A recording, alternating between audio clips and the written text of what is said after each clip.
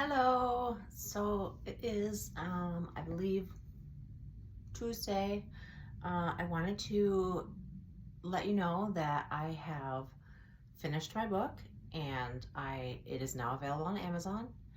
And ta-da! Here it is. This is a hardcover. Of course, I needed a hardcover for myself, but it also comes in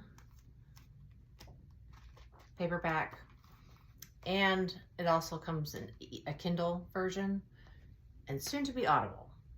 So, on that note, I wanted to just let you know a little bit about why I wrote the book.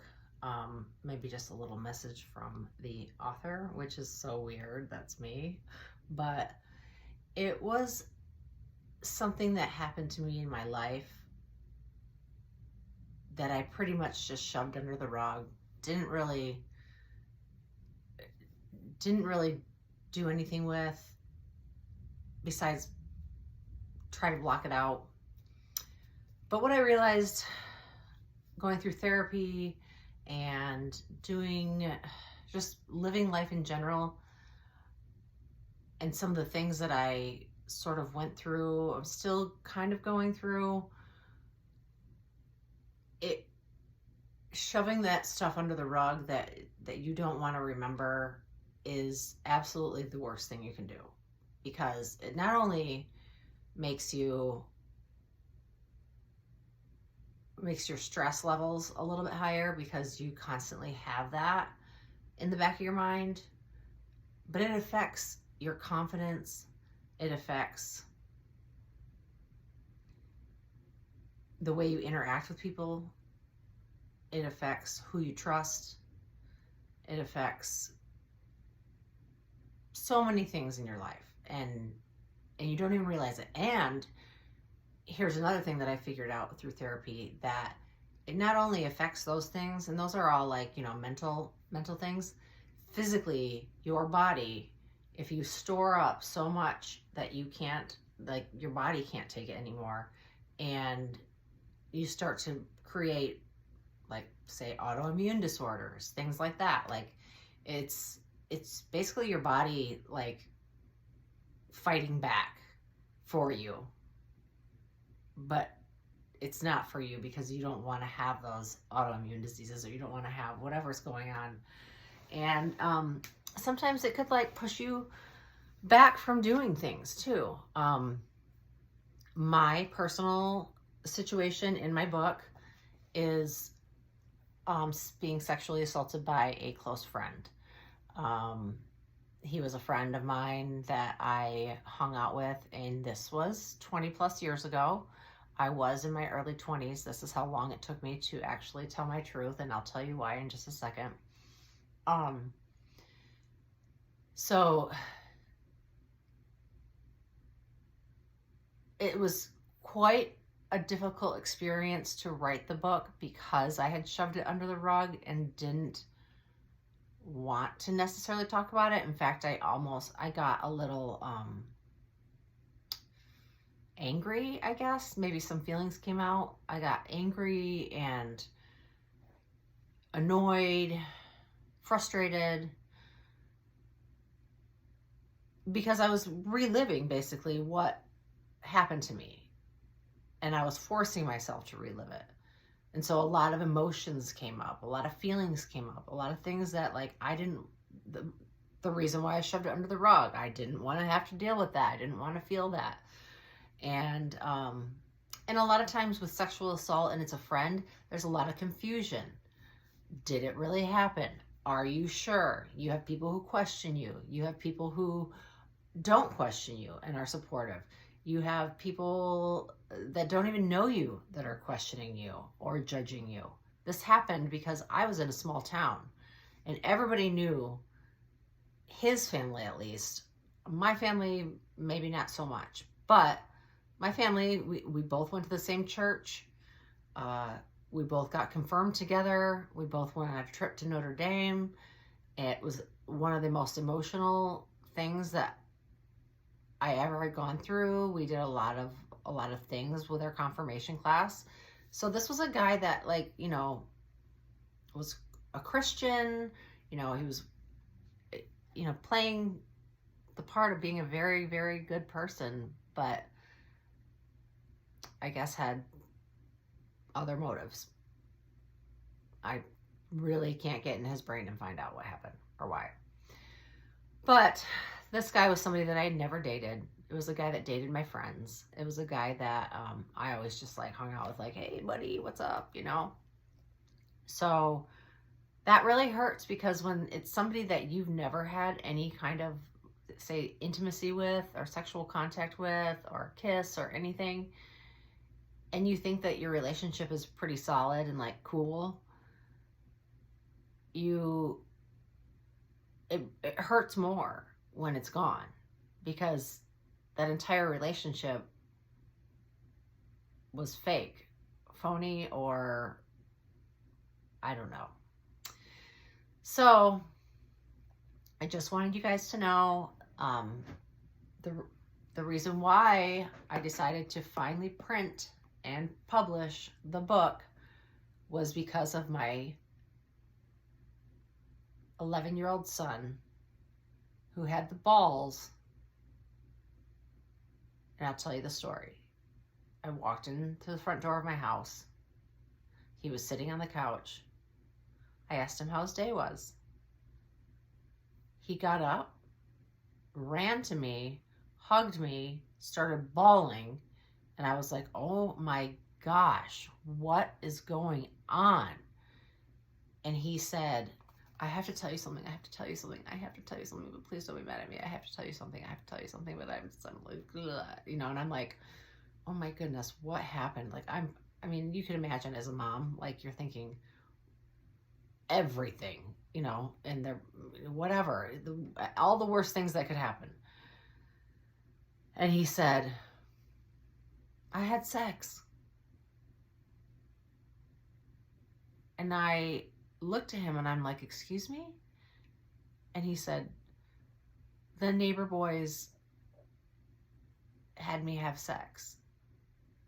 And these are neighbor boys that have been playing at my house, in my yard. They've been over to their house. They've been over to our house. You think we live in a safe neighborhood. You would never guess that this would happen in a neighborhood. These kids were a little bit older than him. And I immediately was pissed. And then immediately called the police because I needed it to be followed up with. Unfortunately, in his situation, the police did not want to do anything. They wrote up the report. They decided, well, every kid is saying something different. Really? You don't say. Every kid is going to say something different. Nobody wants to get in trouble. Just floored me. And so I asked the police officer, so if this was a 22-year-old woman by chance, girl,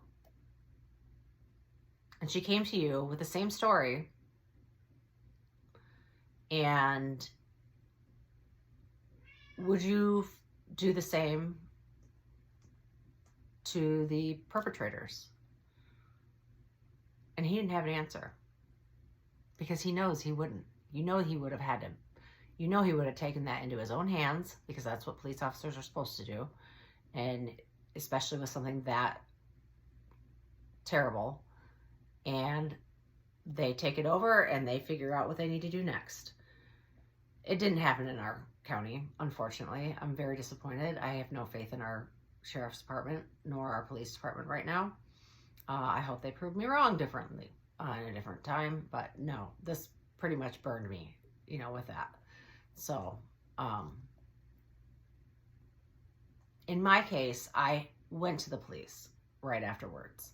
I told my story.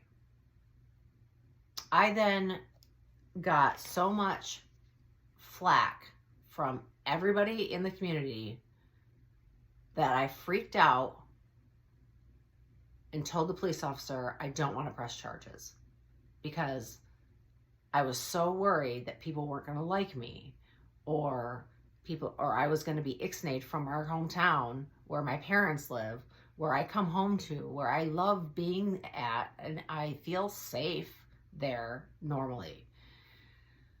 And the police officer said to me, thank you, but because of the situation and your what you had told us, it's too bad. It's too bad of a situation. We actually have to take it into our own hands, and we have to continue on with it.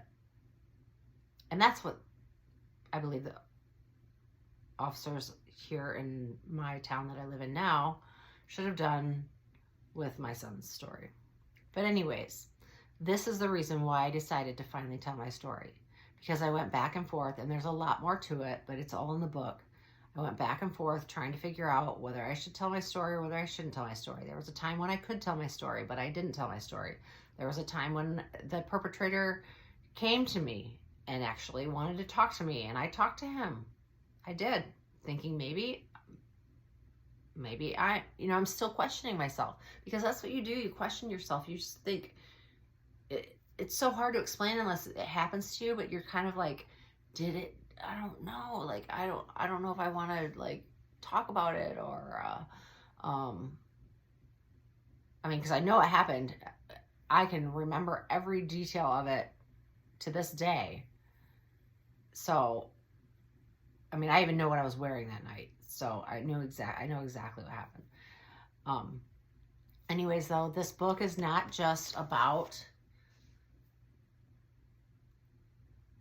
my story, even though it is my story, not his, because he has a different one, obviously. It also is a good reference for anybody who has gone through any kind of trauma, kind of what happens to you after trauma, all the different feelings you go through, what you do, how you deal with it. And then in the very end, it will give you advice on what to do if this ever does happen to you, or say it happens to a friend and you need to know what to do. It also gives you numbers to call that will help you, and it will not be told to anybody.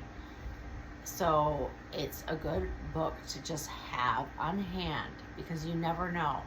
If you're in college, if you're in your 50s, if you're in, it doesn't matter what age you are, if you're 11, it's going to help you or somebody you know. So I encourage you to go on Amazon. I encourage you to purchase the book, whether it's the Kindle version, the paperback, or the hardcover. I'm a hardcover kind of person, so I just like hardcovers. It's just, I like the way they feel in my hand. But this was a very emotional book for me to write. I appreciate you listening to me right now, and I hope you do find some help for anybody in your life or yourself through it. So thank you for letting me share, and I hope you enjoy the read.